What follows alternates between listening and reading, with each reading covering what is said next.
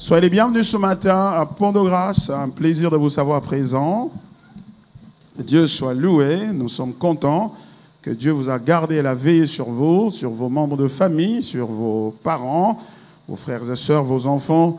Et il vous a donné l'occasion de venir ce matin vous réunir ensemble avec nous et adorer le Seigneur. Merci, soyez tous les bienvenus. Et tous ceux-là qui nous suivent par la voie des médias, soyez les bienvenus. Aujourd'hui, par la grâce du Seigneur, je voudrais commencer un enseignement qui certainement va me prendre quelques dimanches, mais là, je vais aujourd'hui pourvoir une sorte d'introduction. Nous l'avons annoncé, le thème s'articule de la manière suivante: l'importance et le rôle de la famille dans la reconstruction d'une nation en crise. L'importance et le rôle de la famille dans la reconstruction d'une nation en crise.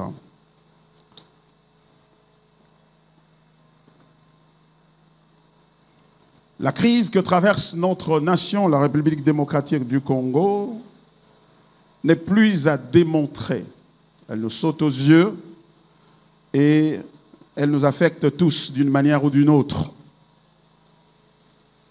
Et mon but dans ces messages n'est pas celui d'assigner des responsabilités ou des accusations contre quiconque, car l'assertion de base ou la thèse de base de cet enseignement, c'est d'abord affirmer la responsabilité collective, c'est-à-dire affirmer et reconnaître que chacun de nous est responsable de près ou de loin, de quelque manière que ce soit, de cette crise que nous traversons, une crise existentielle.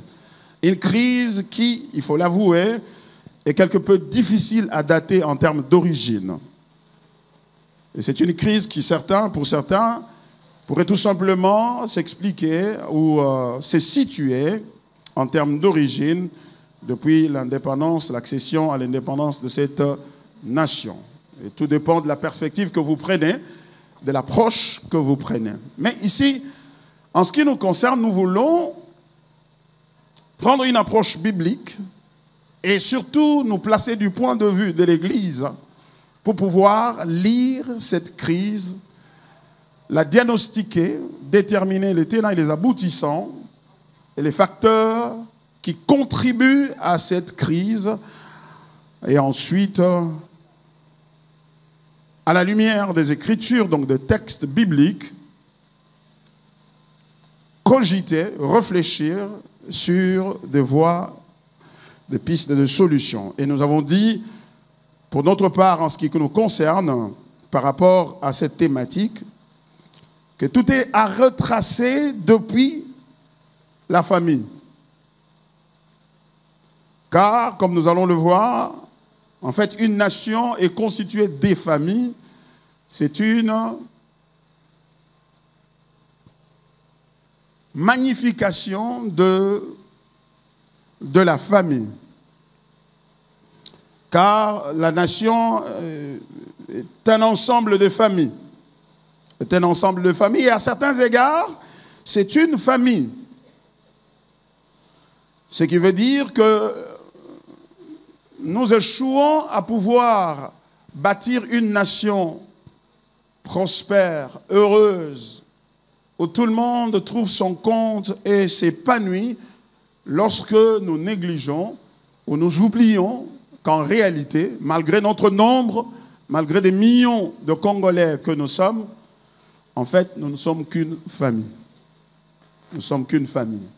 Et lorsque nous comprenons ce que la Bible enseigne au sujet de la famille, ce que la Bible enseigne au sujet de comment on devrait se comporter dans une famille et pourquoi devrait-on se comporter de la manière dont on devra se comporter. Et du coup, nous commençons tout de suite à voir là où nous avons commis des erreurs, là où nous nous sommes trompés, là où nous nous sommes égarés, et au besoin revenir au Seigneur de grâce qui nous accorde la grâce et la faveur de pouvoir nous restaurer. Nous croyons fermement que la compréhension biblique de la famille est importante pour pouvoir restaurer une nation comme celle-ci. Et vous allez voir, aujourd'hui nous parlons de la RDC parce que c'est notre nation dans laquelle nous vivons, mais ces choses peuvent être extrapolées sur toute autre nation et ainsi toucher le reste du monde, car la crise qui se vit au niveau de la nation, c'est une crise qui a son origine au niveau de la famille. Et à ce point de vue, la crise nationale n'est qu'une exportation, n'est qu'une extrapolation de la crise qui se trouve au niveau de la famille. Et plusieurs nations vivent cette réalité. Le monde dans lequel nous vivons aujourd'hui, il faut l'avouer, de plus en plus s'éloigne de l'idée et du concept de la réalité de la famille telle que nous l'avons décrite dans les Écritures. Aujourd'hui, les grandes nations, de grandes puissances telles que les États-Unis sont en train de vivre également une crise profonde, une crise sérieuse de la famille. Et ceci comme pour dire que cette question de la crise de famille, et donc qui s'est mue en crise nationale, n'est pas strictement une question congolaise.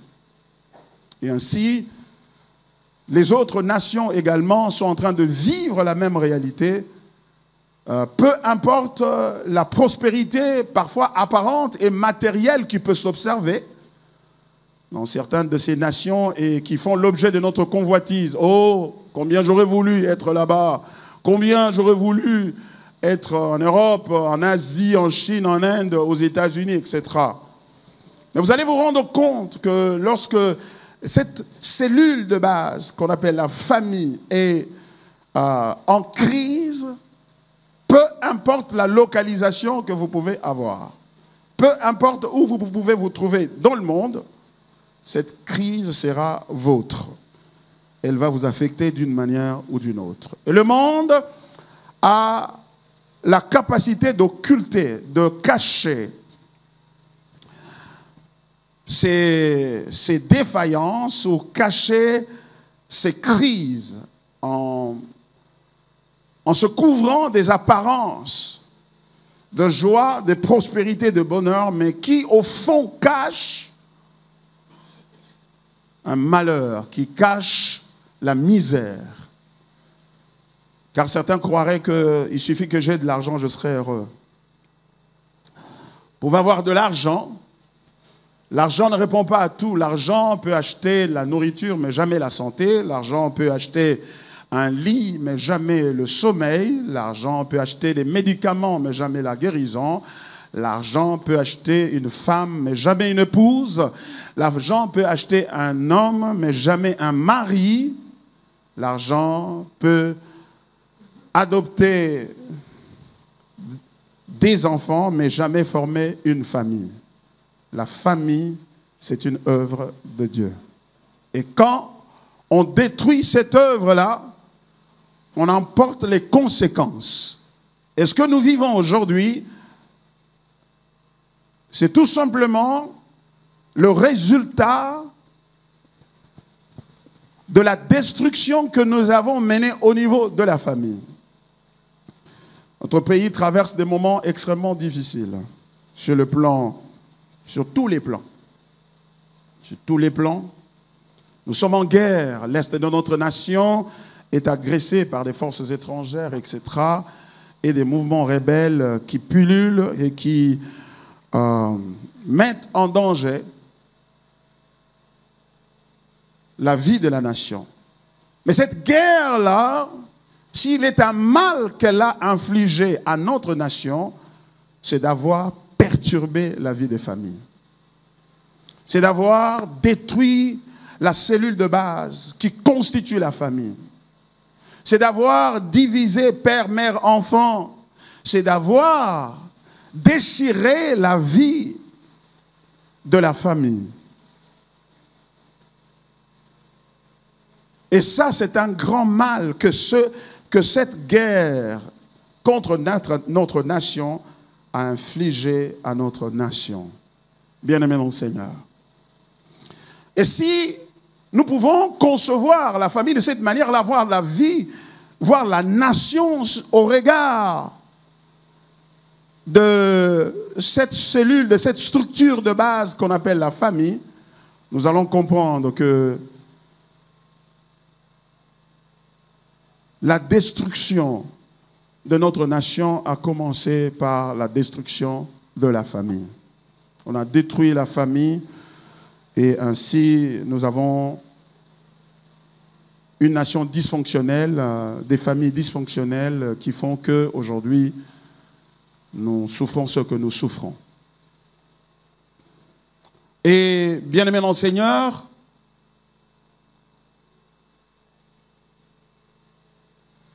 qu'il s'agisse de la guerre ou comme de la crise économique, de la crise politique, des malversations financières, des détournements des deniers publics, de la mauvaise gouvernance, s'il est un mal que ces choses ou ces vices ont infligé à notre nation, c'est d'avoir agressé l'unité de base, la cellule de base qui se trouve être la famille. Sans famille, il n'y a pas de nation. Sans famille, il n'y a pas de futur, il n'y a pas de prospérité, il n'y a pas de stabilité, et encore moins la joie personnelle. Sans la famille. C'est pourquoi, bien-aimés enseignants, je commence cette série d'enseignements sur l'importance et le rôle de la famille dans la reconstruction d'une nation en crise. Et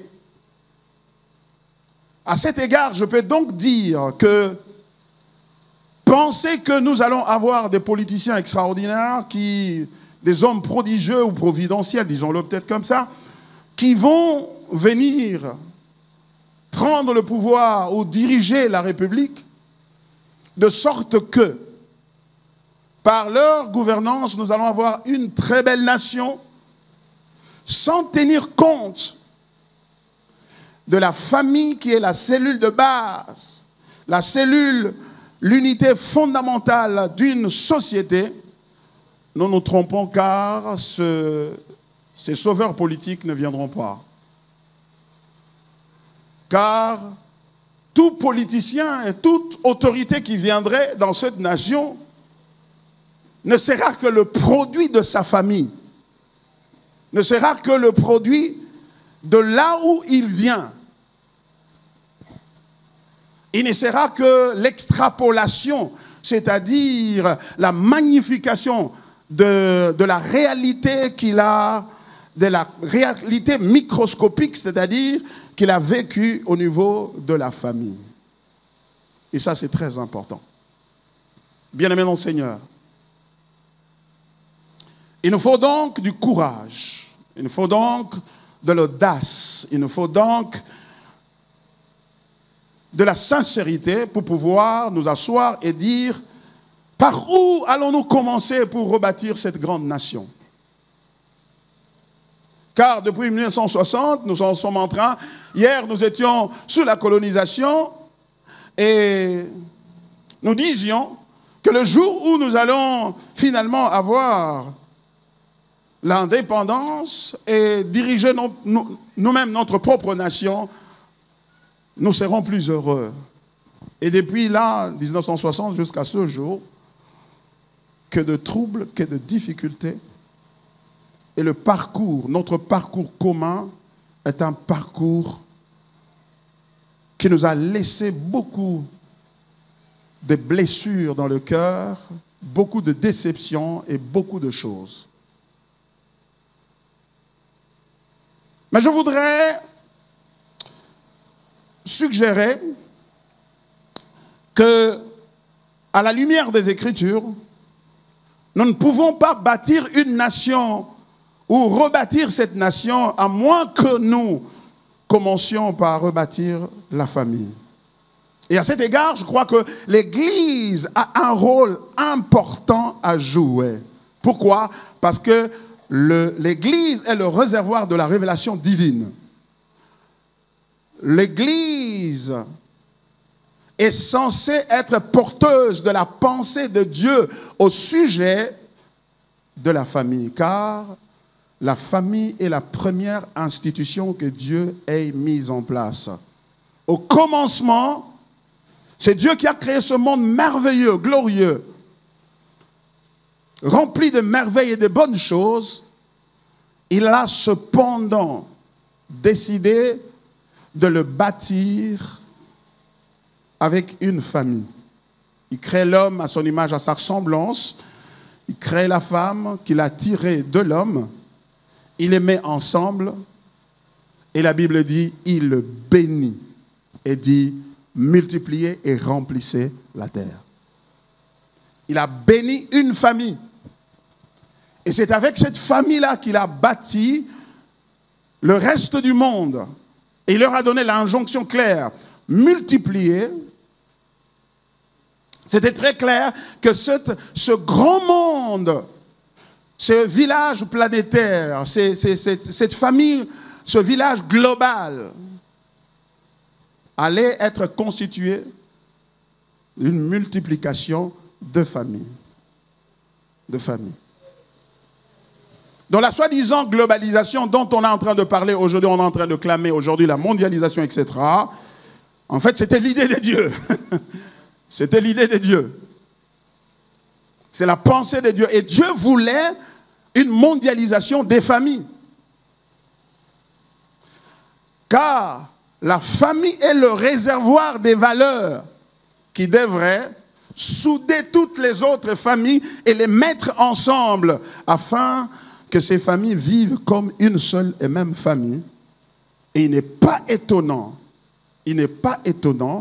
que lorsque Christ, le sauveur du monde, vient, il vient parler du salut en termes de famille. Tous les prophètes qui l'ont précédé dans l'Ancien Testament n'ont pas mis autant d'emphase sur la famille que comme Christ l'a fait, se référant d'abord à Dieu comme son Père. Et lui-même, le Fils de Dieu. Voulant donc ainsi nous dire que le salut qu'il apporte, c'est un salut de restauration de famille. Et il veut faire de nous des enfants de Dieu. Un salut familial. Parce que l'idée et la pensée de Dieu est une communauté familiale. Pourquoi? Mais parce que lui-même nous a créés à son image, à sa ressemblance. Par conséquent, Dieu lui-même est une famille. Il est Père, il est Fils et il est Saint-Esprit. 3 personnes en un seul Dieu. 3 dieux, non, pas 3 dieux, mais un seul Dieu. Avec 3 personnes en lui, qui est en fait une famille. Et l'appel au christianisme, c'est un appel à la vie de famille. L'appel au christianisme, c'est un appel à la vie de famille. Pourquoi? Il a dit, à ceux qui l'ont cru, à ceux qui l'ont reçu, il leur a donné le pouvoir de devenir des enfants de Dieu. Les enfants de Dieu. Et du coup, ça fait une famille. Donc ça veut dire que même si nous voulons vivre convenablement notre vie chrétienne, nous devons la percevoir en termes de famille. Donc cette idée de venir à Dieu pour être béni et avoir des choses, c'est une idée fondamentalement étrangère à l'idée du salut de Dieu. C'est un salut participatif, c'est-à-dire par lequel nous sommes appelés à participer à la nature de Dieu, à la vie de Dieu, à la famille de Dieu qui existe depuis l'éternité. Et cette famille est faite du Père, du Fils et du Saint-Esprit. C'est pourquoi, lorsque Paul s'entretient avec le geôlier, dans Actes chapitre 16, au verset 31, il dit, cet homme lui demande, mais que dois-je faire? Il dit, crois au Seigneur Jésus, tu seras sauvé, toi et ta famille. Crois au Seigneur Jésus, tu seras sauvé, toi et ta famille. Pourquoi? Dieu veut la famille. Dieu ne veut pas que tu sortes de la famille. Dieu voudrait te retourner dans la famille. Ça ne veut pas dire que si tu crois au Seigneur Jésus, comme père, comme parent, comme mère, eh bien tes enfants sont automatiquement et génétiquement sauvés. Non, c'est pas ce que la Bible veut dire. Mais seulement, cela veut dire que lorsque tu crois au Seigneur Jésus-Christ, tu ouvres la porte au salut de Dieu à ta famille. Et Dieu voudrait que ta famille fasse l'objet de ta poursuite en termes de la jouissance du salut. Et Dieu prend plaisir à te voir, toi, ta femme, tes enfants, ton père, ta mère, les gens qui sont autour de toi, des familles, être sauvés, et Dieu se réjouit. Imaginez la joie que cela sera, que de se retrouver dans le royaume de Dieu avec son père, sa mère à côté, ses frères, ses sœurs, tous dans la présence du Seigneur, adorant et exaltant le Seigneur, adorant et servant le Seigneur pour l'éternité. Quel bonheur, quel bonheur, quel bonheur. C'est le salut de Dieu. Et quand nous percevons le salut de cette manière, nous croyons que lorsqu'on nous donne des responsabilités, de diriger une entité quelconque, une unité de production, une parcelle de pouvoir dans la gestion de la chose publique ou la chose privée, où que nous nous trouvions, si nous avons l'idée de la famille, nous allons gérer les choses d'une manière qui glorifie Dieu. Mais vous allez vous rendre compte, bien-aimé mon Seigneur, que c'est cette même famille qui est l'objet, qui fait l'objet des attaques et de l'agression du diable. Et remarquez que lorsque Satan est venu tenter l'homme, parce qu'il voulait posséder et contrôler la famille, et donc finalement les familles de la terre, il est venu par la femme, plutôt que par l'homme. Pourquoi? Pour renverser l'ordre familial. Il voulait tordre cet ordre-là et ainsi faire entrer le péché par cette distorsion de l'ordre que Dieu avait établi, que l'homme est le chef de la femme, de manière à ce qu'il n'y ait pas de cohésion familiale et qu'il s'en suive tous les malheurs que nous vivons aujourd'hui. Et moi je parie que l'Église a une grande responsabilité. Aujourd'hui, il est vrai dans le narratif, dans ce qu'on entend dire dans l'Église aujourd'hui, notamment de ce narratif du combat spirituel, combat de famille, etc. Et je crois que je vais vous le prouver à la lumière des Écritures, que l'Église s'est trompée de cible et l'Église a plutôt contribué à la destruction de la famille. Et ça, c'est un problème que nous devons absolument adresser et voir comment, à la lumière des Écritures et à la sagesse divine, nous pouvons recentrer le message ou l'articulation du message biblique par l'Église, car plusieurs sont persuadés aujourd'hui que leur malheur, c'est leur famille. L'origine de leur malheur, c'est la famille. Et ainsi, le combat de la famille, conçu de cette manière-là, est devenu un obstacle à la vie chrétienne, à l'évangile et à l'expansion de l'Église, et par conséquent, à la vie de la nation. Lorsque le combat en question dont il est question dans l'Église, dans les familles, le combat de famille, se résume autour du fait que le danger dans nos familles, c'est la sorcellerie, donc c'est les démons, c'est le diable, et que pour assainir ou délivrer les familles, il faut s'attaquer au diable. Nous changeons le narratif de l'évangile. Jésus n'est pas venu d'abord pour nous délivrer de Satan et des démons. Jésus est venu nous délivrer du péché. Il est venu nous délivrer du péché, car ce qui oppose l'homme à Dieu, ce n'est pas Satan, c'est le péché, c'est l'iniquité. Sur quoi, Jean-Baptiste, le voyant venir vers lui, il dit, voici l'agneau de Dieu qui chasse la sorcellerie des familles. Voici l'agneau de Dieu qui fait quoi? Qui ôte le péché du monde. Voilà. Et pour preuve, Jésus, quand il termine son œuvre, il s'en va au ciel, il laisse le diable et les démons sur la terre, car ils n'étaient pas sa priorité. C'est au second retour du Seigneur, à la deuxième venue du Seigneur, qu'il va s'occuper premièrement de lui. Il va le lier. Il va d'ailleurs envoyer un ange qui va s'occuper de lui. Un ange va aller prendre le diable, le lier et l'enfoncer dans un trou. Il ne pourra plus sortir. Alors, lorsque le combat de famille est tourné vers la délivrance, nous marchons à contre-courant de l'évangile de Jésus-Christ. Nous avons l'évangile renversé, inversé en fait. Car le diable est un effet d'entraînement du péché. Parce que nous avons péché, nous sommes entrés en conflit avec notre Créateur, notre Dieu. Ainsi, le diable en a profité pour nous asservir. Par conséquent, pour résoudre le problème, il faut commencer par la question du péché.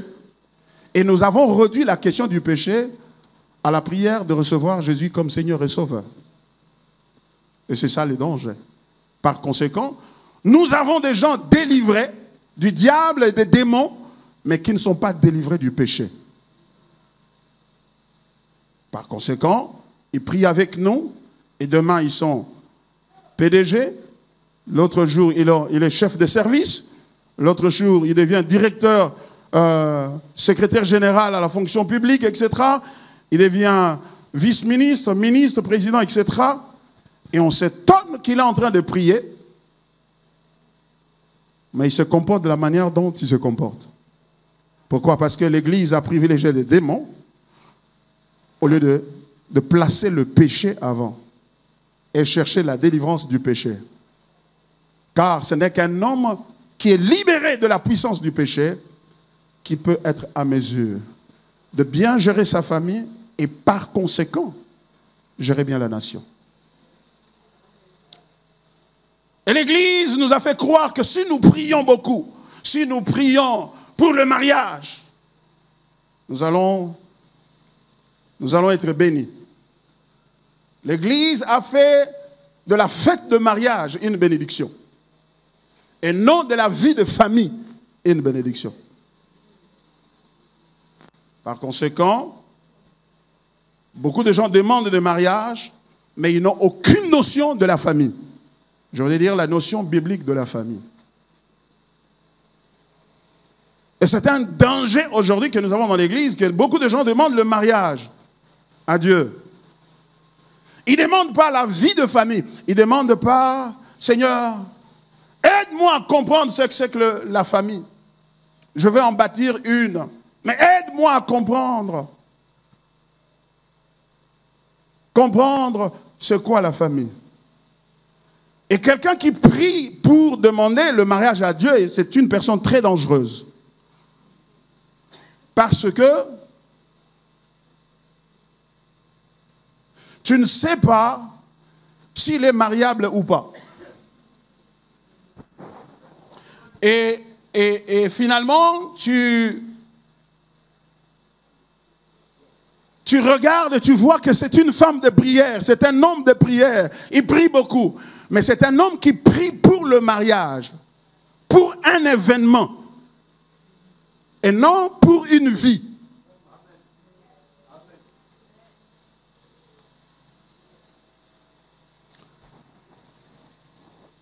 Et ça, c'est dangereux. Et vous allez remarquer que vous vous mariez et 2-3 mois, une année après, la vie est intenable avec cette personne qui priait beaucoup. Pourquoi? Parce que l'Église, au lieu de nous enseigner ce que c'est que la famille, ce que c'est que la vie à deux, ce que c'est que élever les enfants, l'Église n'a pas fait ça. L'Église nous a montré comment chasser des démons. comment chasser les démons. Et quand tu prêches sur ça, on dit, mais ça c'est quel pasteur qui prêche comme ça, donc les démons, mais les démons c'est les diables et tout. Écoutez, même si on prend tous les démons, on les lit et puis on les envoie ailleurs, on crée un pays à part, on met tous les démons et on nous laisse tranquilles, nous n'aurons pas de joie, encore moins de bonheur. Pourquoi? Parce que le plus grand danger ne vient pas du diable, ça vient de nous. De la chair que nous portons, du péché qui est incrusté dans notre nature et qui a tordu notre manière de voir Dieu et de voir son prochain. Ce qui fait que certaines femmes sont battues dans leur foyer. Ce ne sont pas des démons, c'est une mauvaise perception. C'est la perception tordue du péché qui fait cela. Bien-aimé dans le Seigneur. Allons dans les textes bibliques.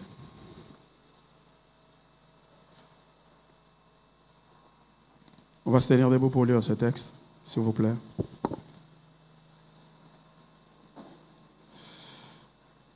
Genèse chapitre 25.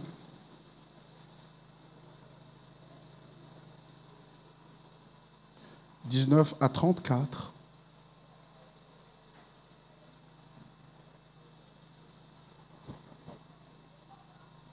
Voici la postérité d'Isaac, fils d'Abraham. Abraham engendra Isaac. Isaac était âgé de 50 ans quand il prit pour femme Rebecca, fille de Bethuel, l'araméen de Padam Aram et sœur de Laban l'araméen. Isaac implora l'Éternel pour sa femme car elle était stérile et l'Éternel l'exauça. Rebecca, sa femme, devint enceinte. Les enfants se heurtaient dans son sein et elle dit, « S'il en est ainsi, pourquoi suis-je enceinte ?» Elle alla consulter l'Éternel et l'Éternel lui dit, « 2 nations sont dans ton ventre et 2 peuples se sépareront au sortir de tes entrailles.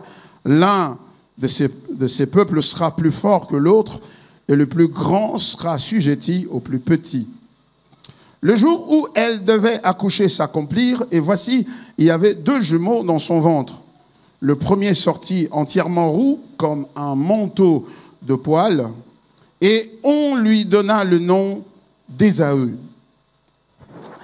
Ensuite sortit son frère, dont la main tenait le talon d'Ésaü, et on lui donna le nom de Jacob. Isaac était âgé de 60 ans lorsqu'ils naquirent. Ses enfants grandirent.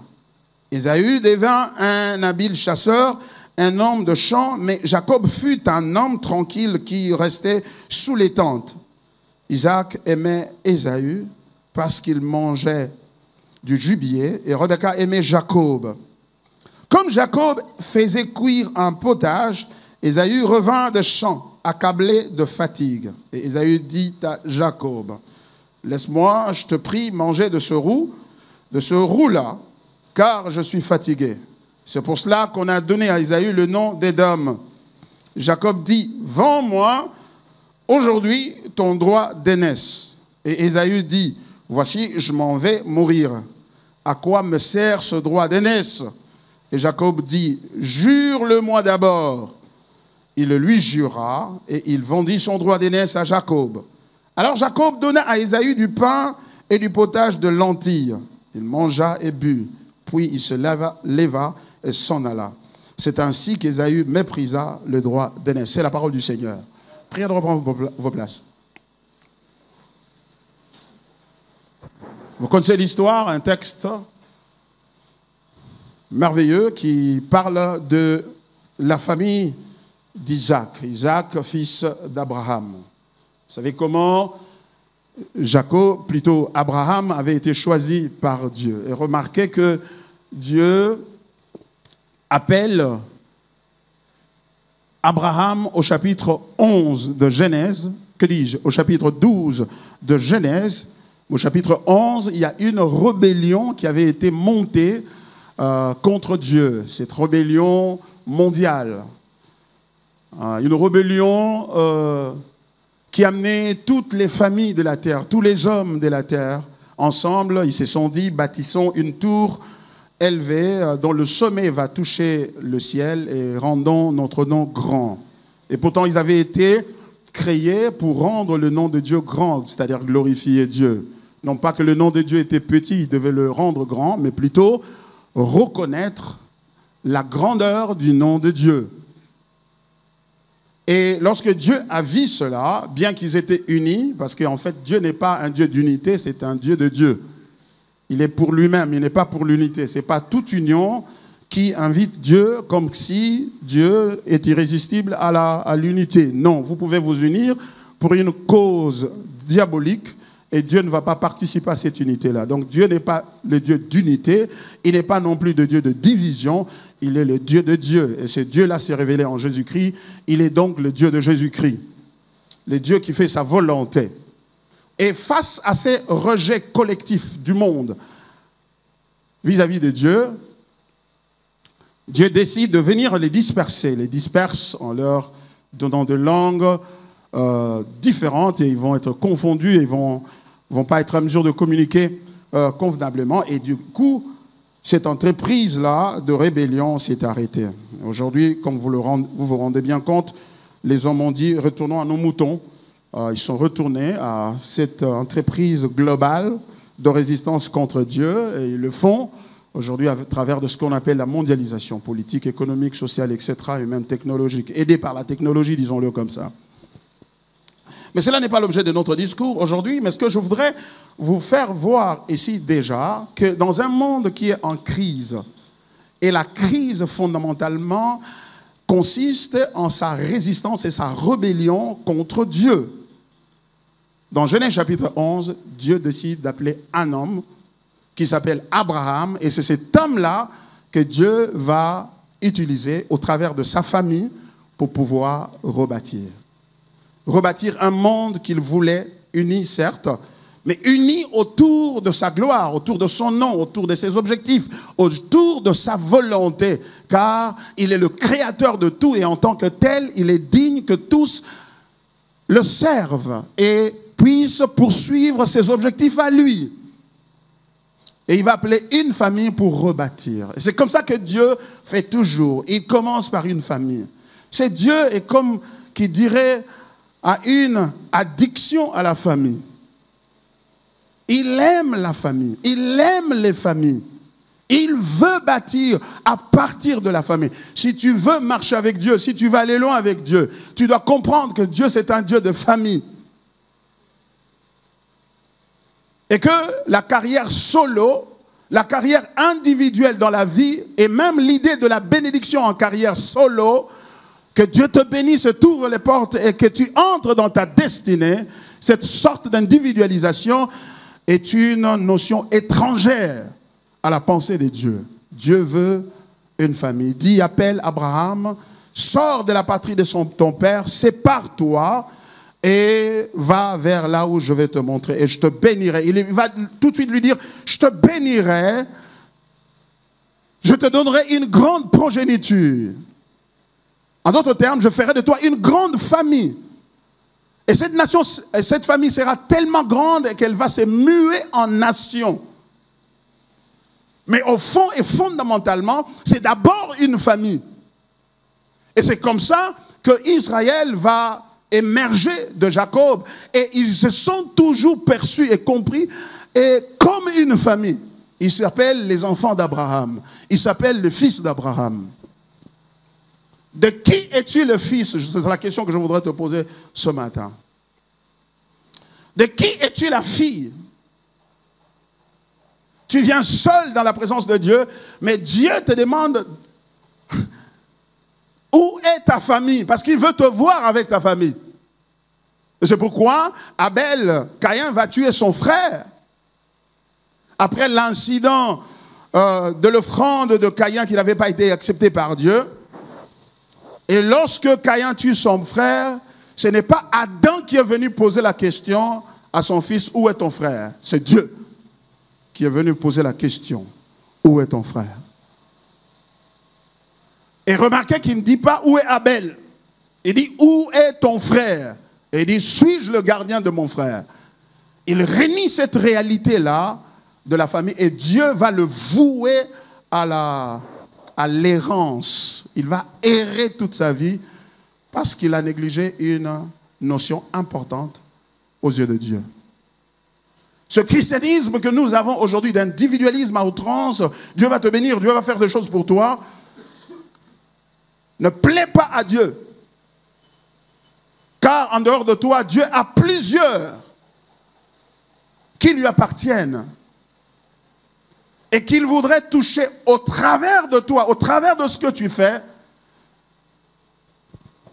Et c'est à cause des autres que Dieu te bénit, pas à cause de toi-même. Ainsi, Abraham est devenu père d'Isaac, et Isaac va se marier et va devenir le père de ses deux fils prodigieux.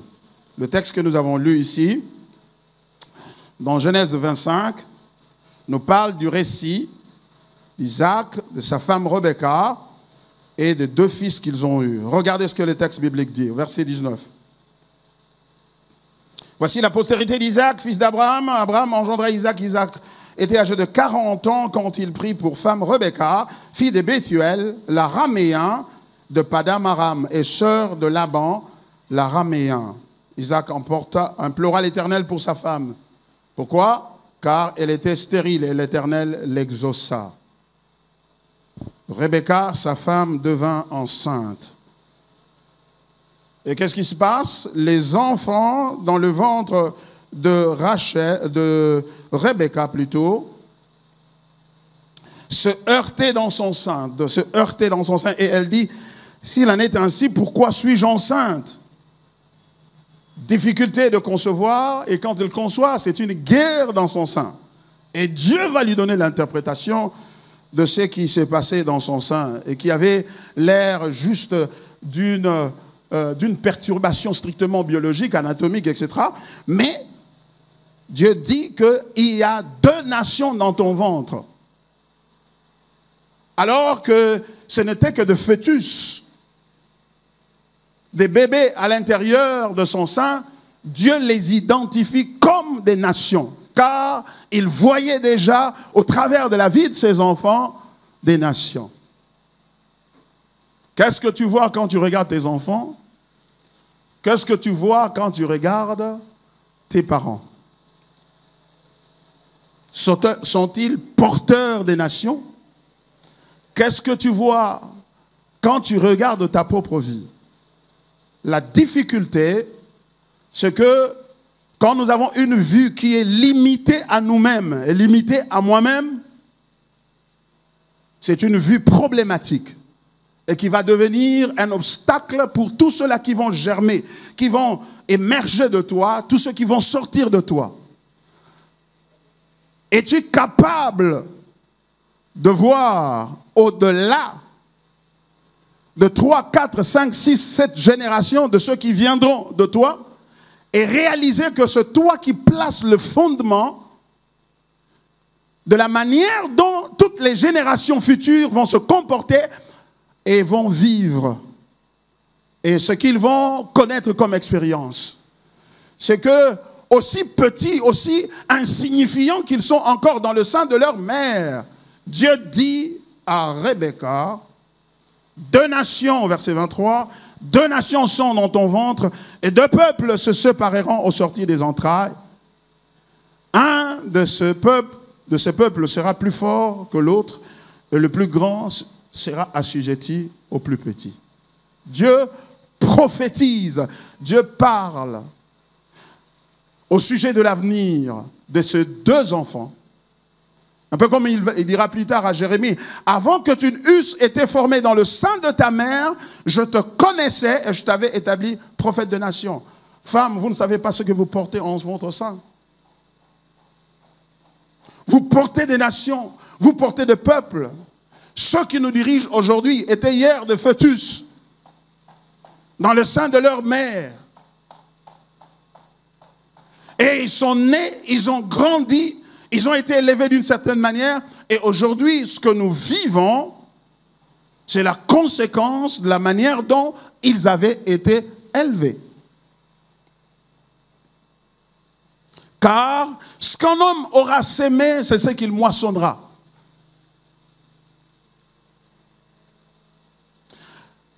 Tu veux te marier, comprends-tu la responsabilité d'être marié, c'est-à-dire d'entrer dans une institution que tu n'as pas inventée, que tu n'as pas créée, que tes ancêtres n'ont pas créée, mais que Dieu a créée pour procréer, pour multiplier les hommes sur la terre et accomplir ses desseins. Parce que ici, Dieu est en train de parler à Rebecca des desseins qu'il va former. En d'autres termes, Dieu n'était pas en train de lire le futur à Rebecca. Il ne disait pas, je suis en train de voir comment les choses vont se faire dans le futur. Dieu ne lisait pas le futur. Qu'est-ce qu'il faisait? Il décrétait le futur. Il l'établissait. Dieu ne lit pas le futur. C'est lui qui fait venir le futur. C'est lui qui dit comment le futur va être. En d'autres termes, ce qu'il est en train de dire à Rebecca ici, voici ce que je vais faire de ces 2 fils qui sont dans ton sein. Certainement, c'était une bonne nouvelle pour elle d'apprendre sans échographie, sans, comment on appelle ça? Ultrasound, c'est échographie, hein? Voilà. Sans échographie, va apprendre qu'elle était mère de jumeaux. Mais c'était une responsabilité, parce qu'on lui dit que ce sont des nations. Ce ne sont pas seulement des bébés, mais ce sont des nations. Qu'est-ce que tu veux bâtir quand tu vas te marier?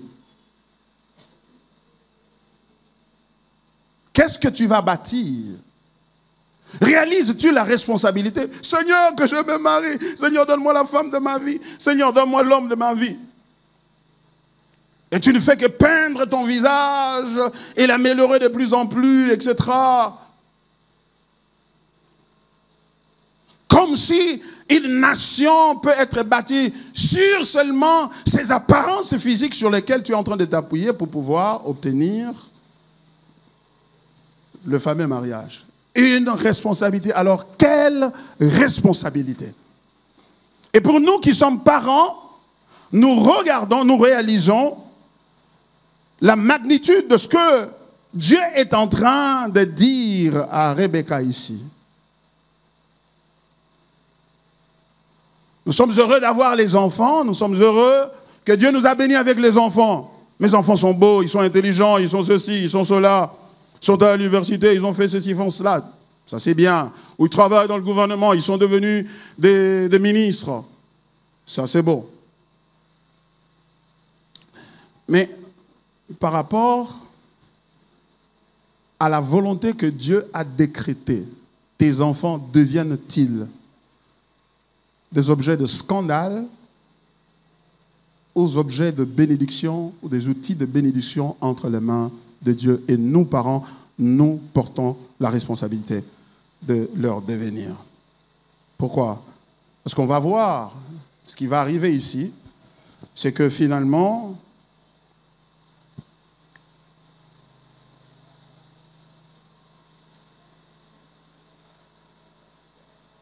Jacob, que dis-je, Isaac va s'attacher à Ésaü et Rebecca va s'attacher à Jacob. Et Dieu ayant donné la prophétie, ayant décrété que le petit, celui qui est petit, va assujettir l'aîné, le grand, parce que quand ils sont sortis du sein de leur mère, c'est Ésaü qui est sorti le premier. Il est donc déclaré l'aîné, parce qu'il est sorti le premier. Et on a vu que Jacob avait le talon de son frère dans sa main. Ce qui veut dire qu'il voulait absolument être le premier, mais il n'a pas réussi à être le premier. Et dans cette famille, nous allons voir un dysfonctionnement. Un dysfonctionnement qui se révèle au travers du comportement de ces 2 fils. On nous dit que Jacob faisait cuire un potage au verset 29. Ésaü revint de champ, accablé de fatigue, et Ésaü dit à Jacob, laisse-moi, je te prie, manger de ce roux, et ce roux-là, car je suis fatigué. Et c'est pour cela qu'on a donné à Ésaü le nom d'Édom. Jacob dit, vends-moi aujourd'hui ton droit d'aînesse. Dans une affaire juste du manger, Ésaü est fatigué revenant du champ, épuisé. Il demande à son frère son potage qu'il était en train de faire, des lentilles. Et son frère en profite pour initier une transaction qui va changer complètement le cours de l'histoire dans leur vie. Et cette transaction, c'est que, vends-moi ton droit d'aînesse, et moi, je vais te donner ces lentilles. Remarquez que Jacob est capable de voir et de réaliser que le droit d'aînesse est une bénédiction et c'est quelque chose d'extrêmement important. À cause de ça, il est prêt à se départir, à se dépouiller, à laisser aller ses lentilles, à se laisser aller son potage. Mais Ésaü, par contre, méprise le droit d'aînesse et il est prêt à le vendre contre une bol de soupe. Ne réalisons pas la valeur de la bénédiction de droit d'aînesse, car être l'aîné, c'est une bénédiction de Dieu. Être l'aîné, c'est un choix de Dieu. Être l'aîné, c'est une décision de Dieu. Et étant l'aîné, ce statut-là s'accompagnait d'une bénédiction.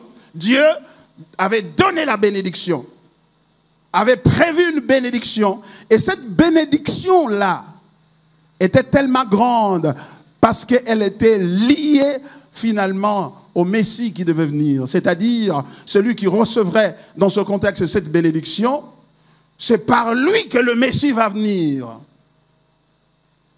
Et il a méprisé cette bénédiction au profit de l'entier. Il y a donc un problème de jugement des valeurs. Un problème, une question de jugement de valeurs, d'échelle de valeurs. Ce qui veut dire que c'est dans la famille, c'est à partir de la famille qu'on acquiert la structure de son échelle des valeurs. En d'autres termes, qu'est-ce qui est plus important dans la vie pour toi? Qu'est-ce qui vient avant? Il y a une échelle, il y a un ordre. Ça, c'est plus important. Et après ça devient important. C'est plus important que ça. Et ainsi de suite.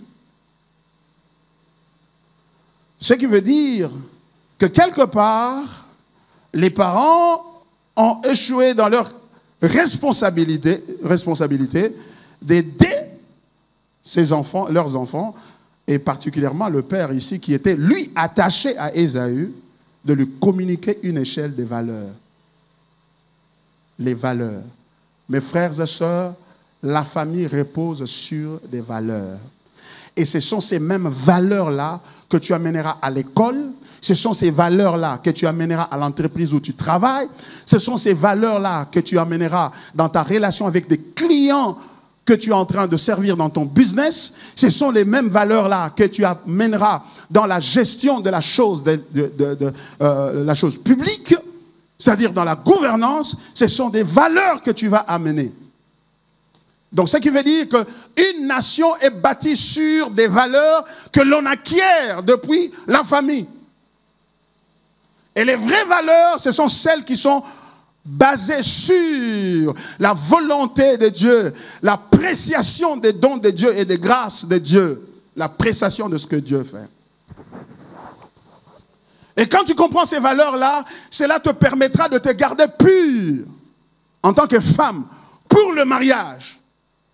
Tu comprendras que le sexe que tu as est une bénédiction que Dieu t'a donnée comme une valeur pour demain, pour bâtir une famille. Et c'est cette famille-là de laquelle vont émerger les leaders de demain, les leaders du futur qui vont rebâtir cette nation.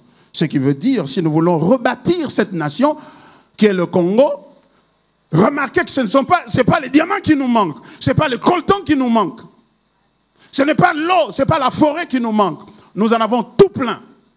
Ce qui nous manque, ce sont des valeurs. Des valeurs. Qu'est-ce qui est valable? Qu'est-ce qui est valeureux à tes yeux? Et nous allons parcourir les Écritures ici pour voir ça. Si l'Église ne nous focalise que sur les démons, l'Église est en train de nous rendre un mauvais service. Tout le monde veut combattre les démons, les diables, mais pour quelle valeur? Pour une carrière solo d'individualité. Et c'est ce que d'ailleurs on nous dit à l'Église.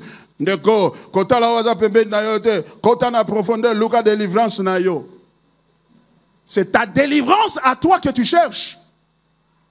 Par conséquent, dès que tu te retrouves dans une responsabilité quelque part, tu chercheras quoi? Ta bénédiction. Et tu vas trouver tes copains qui vont t'aider à sécuriser cette bénédiction-là. Tu ne chercheras pas, tu ne verras pas cette compagnie-là où tu travailles, ou cette responsabilité gouvernementale que tu as, comme l'extension de la famille à laquelle tu appartiens. Et ainsi dire que je partage avec mes frères.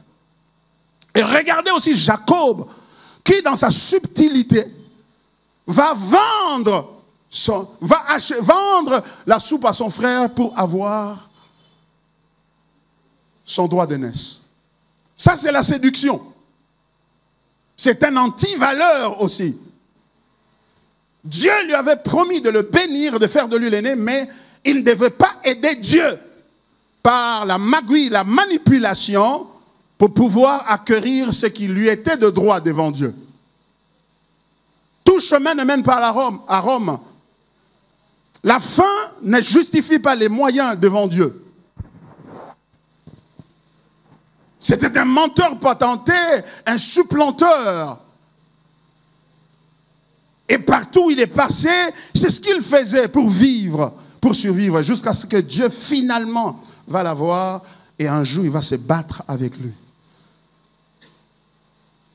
Et finalement, c'est ce gars-là qui a vendu son droit de qui a acheté le droit de naissance. À Jean, on en a un cop.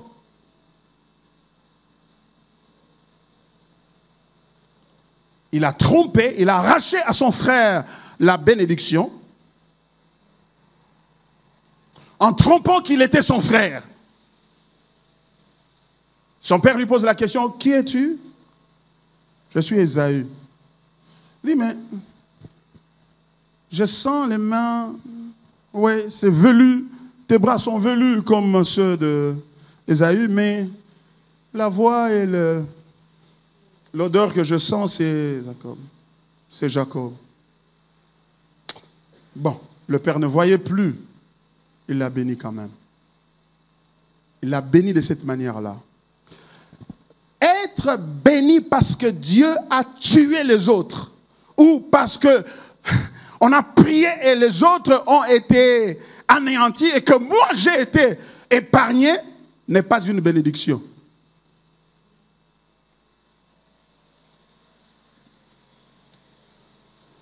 Le temps est en train de me filer entre les doigts. Je vais revenir le dimanche prochain par la grâce de Dieu pour continuer à en parler. Et je voudrais que le Seigneur nous puisse nous aider à retourner en nous-mêmes et à nous aider à réaliser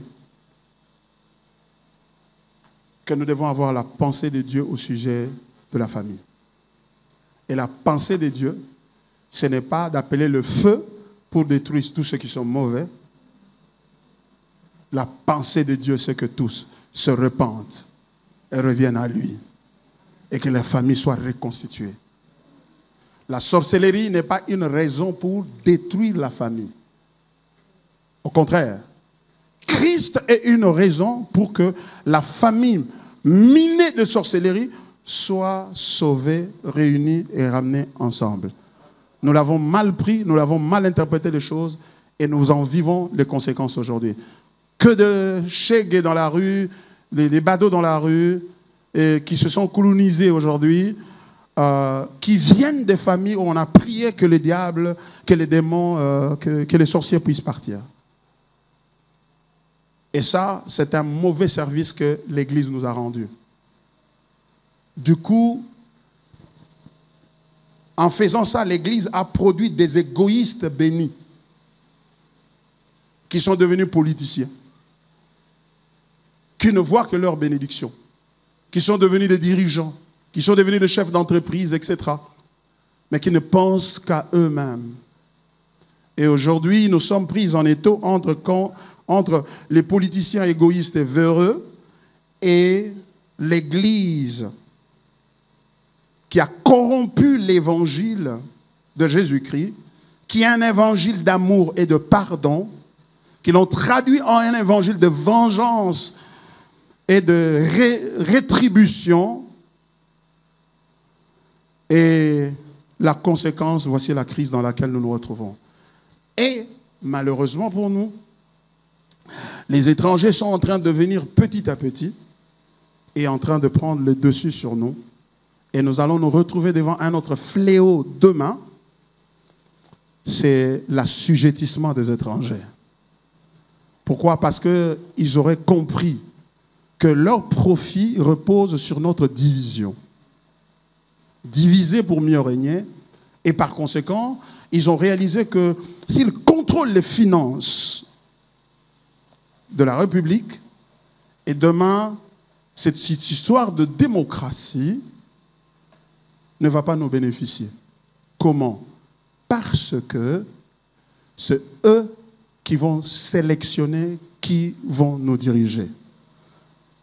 Au fond, ils apparaissent comme nos frères qui sont en train de nous diriger, mais ce sont des marionnettes contrôlées de loin par des étrangers qui décident quelles lois ils vont voter au Parlement et comment ils vont nous diriger. C'est ce qui se passe aux États-Unis aujourd'hui. Aux États-Unis que nous envions, en réalité, il n'existe pas de démocratie.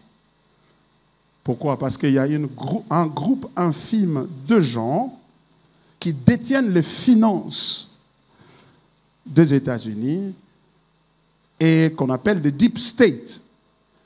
C'est ce groupe de gens-là qui décide qui va être président des États-Unis. Et ils lui donnent l'argent pour faire la campagne et se faire connaître. Il maîtrise les médias, il influence le narratif dans le média, etc. Et finalement, on porte le choix sur quelqu'un et les gens pensent que c'était le choix du peuple. Non, c'était le choix de ceux qui sont derrière, qui sont en train de contrôler. Et tout cela se passe sur fond de destruction de la famille. Le fameux mouvement de homosexualité, etc., n'est que la partie visible de l'iceberg qui montre comment cette unité de base, cette famille aux États-Unis a été détruite. Le BLM, le mouvement Black Lives Matter, dont on a entendu parler, a comme l'un des slogans de reformater la famille telle que nous la connaissons, papa, maman, enfant, et en faire autre chose. Et quand on en fait ça, on est sûr que la nation est contrôlée. Parce qu'il faut qu'on enlève l'esprit de famille, la miséricorde qui accompagne la famille, la solidarité familiale, l'amour familial. Qu'on ait des dirigeants finalement qui n'ont rien de famille en eux. Ils sont des coopérants et des débrouilleurs et des chercheurs d'intérêt personnel. Et c'est comme ça que le diable est en train de détruire le monde en détruisant la famille. Et je voudrais croire que tu ne veux pas participer à cette œuvre-là. C'est pourquoi tu dois dire, Seigneur, donne-moi un esprit de famille. Et regardez l'esprit de famille. Ça n'a jamais autant été démontré comme on l'a vu dans l'œuvre de Jésus-Christ à la croix, mes frères et sœurs. C'est un fils qui est en train de quitter la gloire de son père et l'héritage qu'il a. Et il vient dans ce monde pour rechercher l'intérêt de son père. Dans Jean chapitre 17, quand vous lisez ce texte-là, il dit « Père, j'étais glorifié dans le monde. Comment? J'ai accompli l'œuvre que tu m'as donnée. Quelle est cette œuvre? L'œuvre de la rédemption. L'œuvre d'aller chercher des enfants que Dieu a voulu adopter pour élargir sa famille. Et ces enfants-là, c'est nous. Et le Fils a renoncé à son héritage. Il a renoncé à sa gloire. La gloire qu'il avait devant les anges. Et c'est pourquoi il va dire, Père, glorifie-moi de la gloire que j'avais lorsque j'étais devant toi. La gloire à laquelle il avait renoncé, n'est-ce pas? Le venu, il a renoncé. Il a porté la croix. Le troisième jour, Dieu l'a ressuscité. Et vous savez quoi? Dieu lui a donné le nom qui est au-dessus de tous les noms. C'est ce que tu gagnes lorsque tu t'humilies, tu te sacrifies pour les autres. Et quand tu te sacrifies pour les autres, tu ne te sacrifies pas parce que tu es leur domestique. Tu es leur leader. Tu es leur leader. Et tu es leader en te dépouillant, en te sacrifiant pour eux, car la grandeur vient de cette manière-là. C'est pourquoi Jésus avait été défié par une femme. Une femme a défié Jésus. Dans Jean chapitre 4, c'est la femme samaritaine. Elle a dit ceci. Es-tu plus grand que notre père Jacob, qui a construit ce puits, qui lui-même a bu de ce puits, ses bétails ont bu de ce puits, et des générations, et nous aussi nous buvons de ce puits-là. Es-tu plus grand que lui? Donc l'unité de grandeur, c'est quoi? C'est le fait d'investir pour sa famille et pour des générations futures, pas pour soi-même. C'est ça l'unité de grandeur. Et Jésus a pris ce défi-là. Il n'a pas reproché la femme, mais il a pris le défi et il a démontré à la croix qu'il a fait quelque chose que Jacob ne pouvait pas faire, au-delà de ce que Jacob peut faire. Alléluia. Nous voulons être comme Jésus. Je veux être comme Jésus. Es-tu prêt à te sacrifier, à renoncer à tes buts, à tes objectifs, à renoncer à tes envies pour rebâtir votre famille, truffée de sorcellerie? Seigneur, je prie, pardonne à tous les sorciers de ma famille. Seigneur, je prie pour leur salut. Tu vas en prière, non pas pour le combattre, mais tu vas en prière pour supplier Dieu et dire, moi je crois que tu es Dieu et que ce que tu as fait à la croix peut aussi s'appliquer sur les sorciers de ma famille. Seigneur, pardonne-le. Seigneur, sauve-le. Il y a une sorcière dans la famille qui n'a pas d'argent pour payer le loyer. Seigneur, je te prie, donne-lui l'argent pour le loyer. Ça, on ne dit pas ça.